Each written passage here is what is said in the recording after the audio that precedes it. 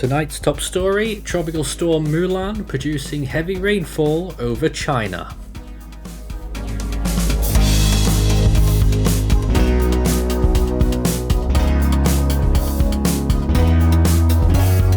And now the latest around the wide world of tropics.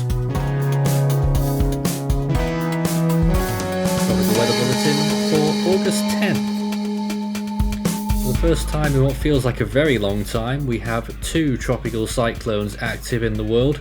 Howard on the eastern part of the Pacific, and right across the other side in the western Pacific, Mulan making landfall shortly on Hainan, it would appear, in China. 43 storms have now formed so far this year.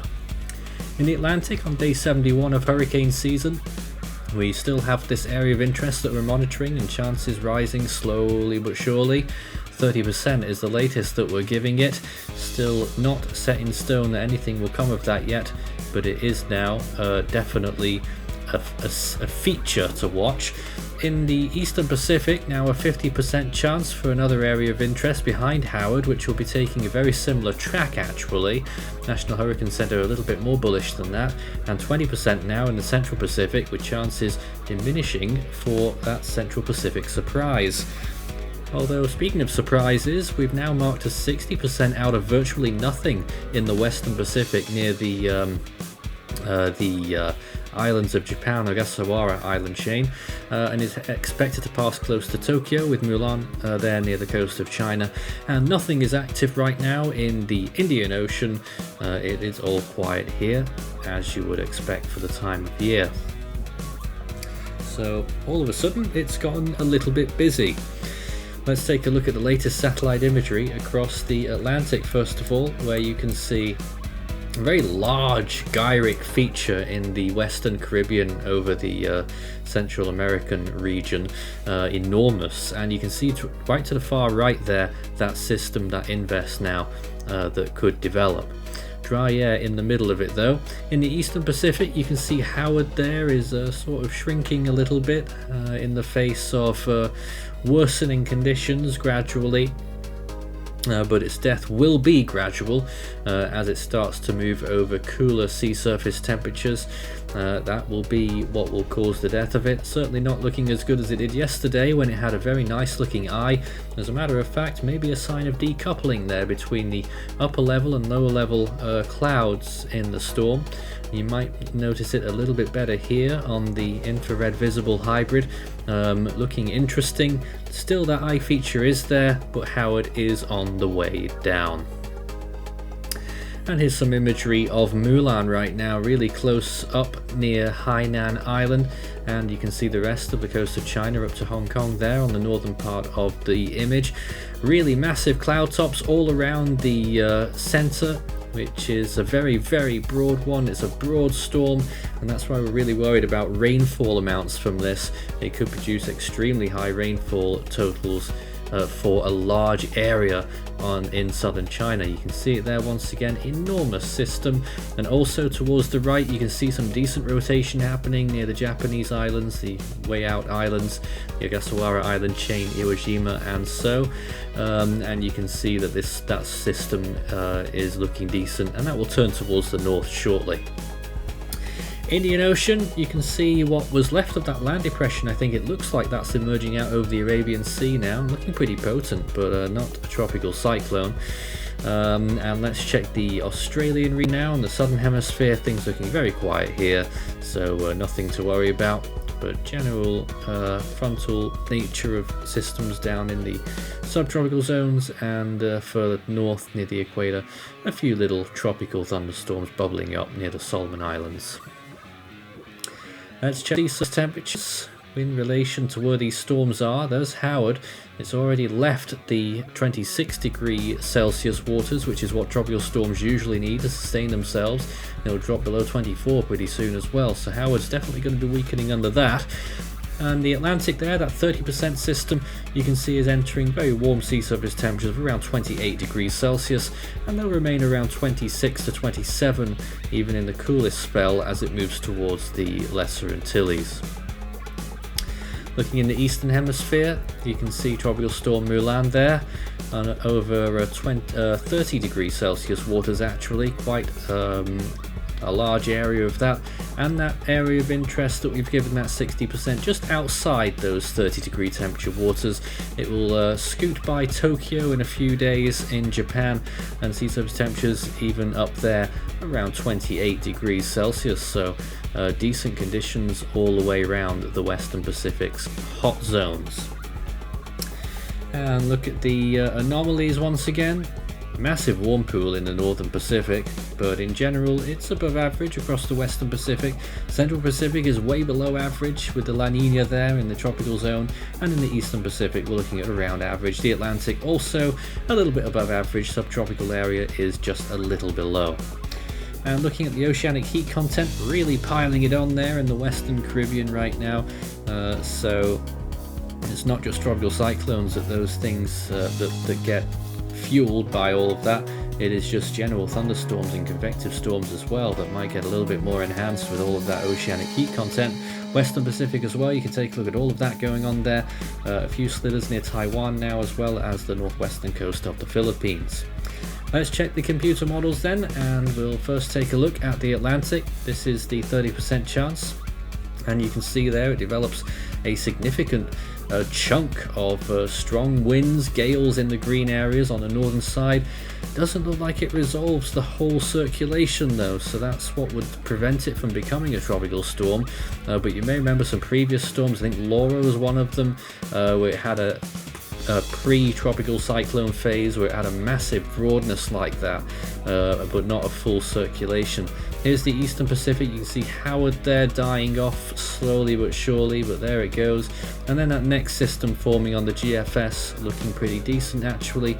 Looks like it's flirting with hurricane status as well, so almost a mirror image of Howard really. Similar in size as well, just its track will be ever so slightly further towards the west. But that makes no odds to anyone really, as both of them are going to remain out to sea. Western Pacific, watch Mulan very quickly there. Looks like it might get a second wind in the Gulf of Tonkin, so watch out for that. And you can see there up Japan, passing Tokyo, that potential tropical cyclone looking really good on the models, not just the GFS either. Several models have jumped on board very quickly with that. Watch it again there near Japan there, and those tropical storm force winds getting up, and it really strengthens just after it passes Tokyo and possibly even reaches typhoon status before turning post-tropical near the I think it's the Leeward Islands. And looking at the rainfall expectations, look at this along the coast of China. All of those red colours there, that's all from Mulan, and the red colours are 10 inches or more. That's 250 millimeters of rainfall. That's on top of what's already occurred there so far. So 17.8 inches there in one location near the China-Vietnam border, and that is what we're looking at for the highest rainfall amount now, expected to be more towards that area. Longer range, let's take a look at the 5 to 10 day period. There's that second tropical storm in the Eastern Pacific. Looks like it stalls and just completely dies off. Then what happens behind it? Well, actually it regenerates. There it goes for a brief second life, and I think that's all that happens in the 5 to 10 day period. So that's an interesting Pacific storm to be watching there. Behind it, nothing else by day 10. Western Pacific, a new tropical cyclone looks like it might form in the Philippine Sea and really make a go of it, and possibly get to major typhoon status as it approaches Luzon and eventually hits Luzon there as at least a category 1 typhoon and enters the South China Sea. That is a track that you can sometimes expect in July and August. A few really strong storms have taken that kind of track at this time of year.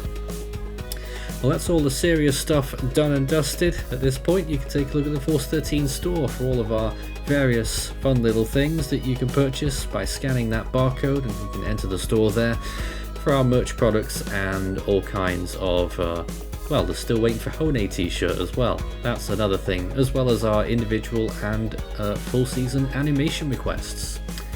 Entering the Scilly Range in the eastern Pacific, and a very curious cyclone starts to develop, extremely broad there, and becomes a tropical storm up the Baja California Peninsula, up the Gulf of California, survives, possibly with very northerly landfall, and pretty much makes it into Phoenix, Arizona, still as a tropical depression there by the end of August. Now, I'm not sure that's going to happen. It's pretty rare, but one thing I would say is that late August, September would be the time to see a track like that.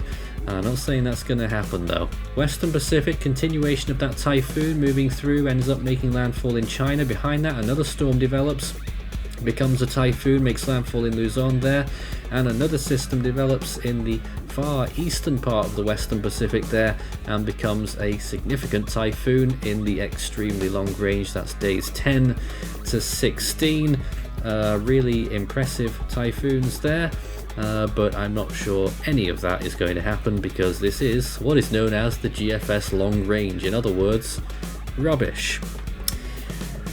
Meanwhile, on August 10th, 2006, we had Typhoon Saomai, which was about to make landfall in eastern China. It was a Category 5 at this point and would weaken, I think it weakened slightly before landfall, maybe it was a Category 5 landfall. Maria was, funnily enough, just passing the eastern coast of Japan, like that potential model run. And Bopa was dying off after passing near Taiwan. It was in the South China Sea at this point as a tropical depression. So another day for the record books there back in 2006. Back to this year, where we've had a pretty quiet start to the year so far. The Eastern Pacific has been propping us up with 71% of all the energy occurring there so far. The next name in the Atlantic is Danielle, the Eastern Pacific is Yvette, and in the Central Pacific we are still waiting for Hone. In the Western Pacific, the next name now is Miri, and in the North Indian Ocean, the next name is Sitrang. Just going back on the activity points, the Atlantic and the Western Pacific together have only been at 24% of what you would expect at this point this year so far. That's how quiet it's been there. In the Australian region, Darien is next on the naming list. Southwest Indian Ocean will see Ashley, and in the South Pacific next up is Harley. That's all for tonight. We'll have another tropical weather bulletin tomorrow night.